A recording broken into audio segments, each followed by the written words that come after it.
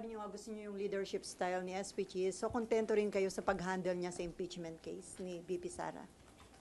So far, okay naman para sa akin. And what's important to me is matutuloy yung impeachment. And gustong-gusto ko matuloy yung impeachment para mabigyan natin pagkakataon si VP Sara na maisabi niya yung kanyang side.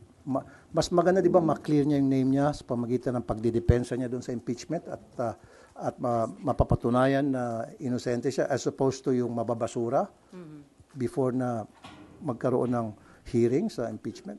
So against din kayo na ma-dismiss agad yung impeachment case nang walang trial na mangyayari? No, against ako. Gusto ko dapat... You will vote against it? Gusto ko magkaroon ng trial. Para naman magkaroon si VP Sara ng pagkakataon madepensa niya ang sarili niya. Kasi for now, sinasabi nga niya na inosente siya.